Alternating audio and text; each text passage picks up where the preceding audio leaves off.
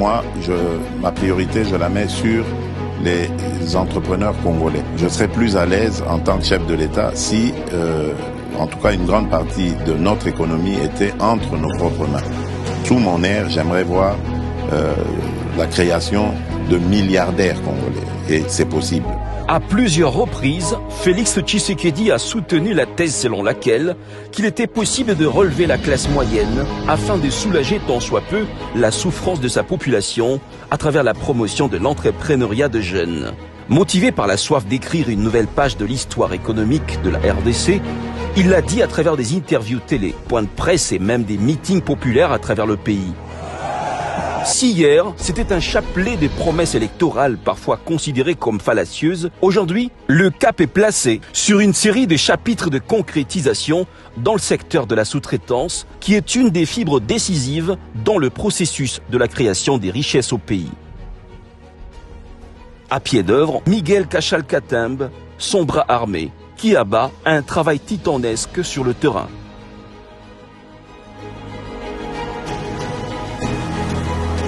Nous sommes à Tenkefungurume Mining SA, une filiale du groupe CIMOC. Ce géant minier est l'un des plus grands producteurs du cuivre et du cobalt, dont les mines et installations du traitement se trouvent dans la ceinture cuprifère africaine, en République démocratique du Congo, province du Lualaba.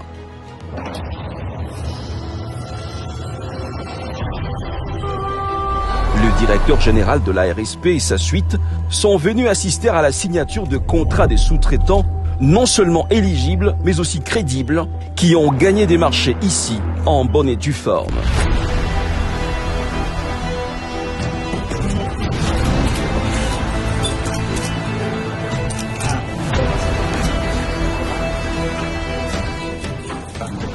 D'entrée de jeu, le mot du chairman de TFM.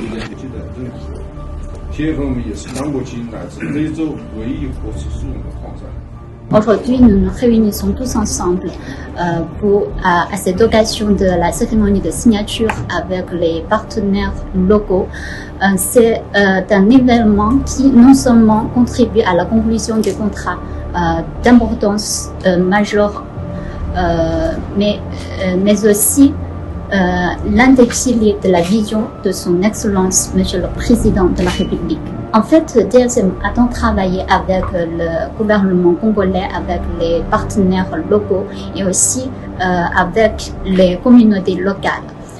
Comme vous le savez, en tant qu'une des plus grandes entreprises minières opérant en RDC, DSM s'engage à respecter quotidiennement les lois congolaises, y compris la loi de sous-traitance, dans le but d'établir une relation gagnant-gagnante tant avec le gouvernement congolais, avec les partenaires locaux et avec les communautés locales.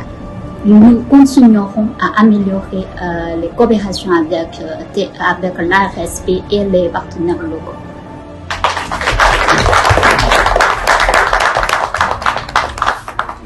Place maintenant à la cérémonie proprement dite, où les deux parties s'engagent à collaborer mutuellement dans la chaîne de valeur de la production des matières premières. Dans ce premier lot, on en compte 8. La société Almer, les représentants de la société Almer, les papiers devant.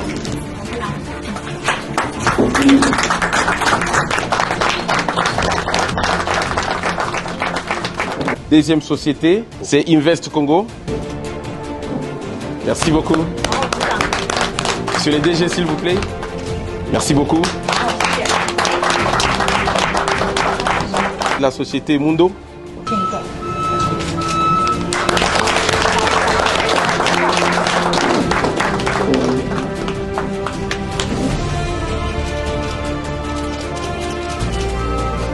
Merci beaucoup. Les représentants de la société Victor.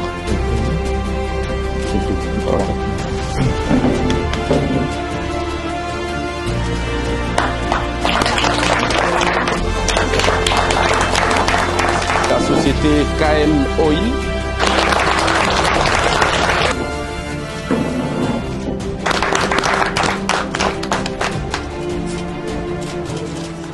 La société suivante est Panaco Électricité.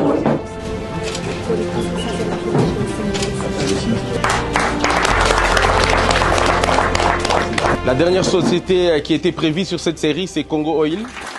Considéré comme un circuit quasiment opaque et impossible à pénétrer par le passé, aujourd'hui, grâce à la détermination du président Tshisekedi, des géants s'alignent derrière sa vision, greffée à la loi sur la sous-traitance, comme cela s'observe sous d'autres cieux. Félix Antoine Tshisekedi Tshilombo, président de la République, ce qu'il est en train de faire aujourd'hui, je pense qu'aux yeux de tout le monde, ça n'a pas existé dans ces pays, depuis l'indépendance.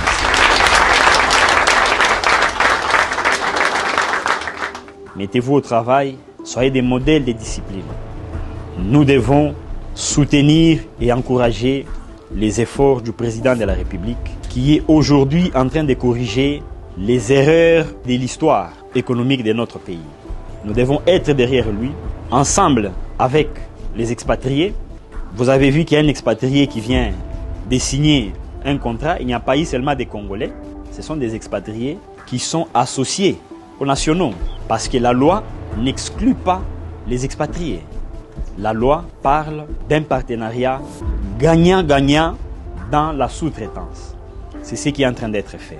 Ceux qui bénéficient des marchés au Congo, ensemble avec les expatriés, ça permet au développement de l'économie nationale et ça crée de l'impact de vos investissements dans la population.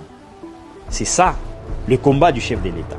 Il a parlé de la création d'emplois. Les sociétés sous-traitantes qui viennent de signer des contrats, ils ont aussi l'obligation de sous-traiter à leur tour. Les carburants, ils vont acheter chez les sous-traitants en local. Les lubrifiants et la main-d'œuvre. Ça veut dire c'est une valeur ajoutée à tous les niveaux qui reste dans le pays pour développer l'économie nationale. Une société d'excavation, par exemple, ne peut pas engager moins de 100 ou 150 agents. Ça va toujours au-delà. 2 fois 200, 300. Et ça, c'est les pays qui gagnent. Pour leur part, les entrepreneurs sous-traitants ont reconnu des efforts sans précédent que fournissent les autorités du pays, chacune à son niveau, afin d'aboutir à ces merveilleux résultats. C'est devenu une coutume que les entrepreneurs congolais signent des contrats et c'est encourageant. Et nous demandons à nos frères de l'espace Katanga et surtout du Lualaba d'être courageux, de ne pas seulement rester dans les réseaux sociaux se plaindre ou rester de loin observer. C'est l'occasion de remercier déjà son Excellence Monsieur le Président de la République, Félix Antoine Tshisekedi Tshilombo, pour cette vision qu'il a animée de pouvoir créer cette classe moyenne congolaise au travers de la RSP. Et c'est aussi ici l'occasion de remercier son Excellence M. Miguel Cachal, DG de la RSP. Ce qui vient de se passer aujourd'hui, c'est un événement exceptionnel quand même pour le Congo. Ça ne s'est jamais produit. Depuis que l'exploitation minière existe au Congo, nous ne sommes plus jamais parvenus à signer des contrats à des Congolais qui peuvent prester dans le secteur minier. C'était un honneur parce que ce qui a été fait aujourd'hui est très important pour nous tous. Moi qui suis expatrié et qui me sens premièrement congolais étant né ici au Congo, je pense que c'est vraiment une très bonne chose. Oui. Nous sommes au Congo, les Congolais doivent être favorisés par rapport aux autres, mais ce qui a été fait correctement, c'est qu'on ne nous a pas oubliés. J'encourage beaucoup son Excellence M. Miguel de ce qu'il fait, ainsi que le chef de l'État. Non, tout ça est très bien organisé, très bien contrôlé, géré. C'est une très bonne chose. Ça n'a pas été facile. On s'est battu. Ça fait de cela bientôt 2 ans qu'on cherchait à trouver ce contrat. Comme nous sommes dans les secteurs depuis 3 ans. Et donc c'est un honneur pour nous de pouvoir achever cette mission par cette signature.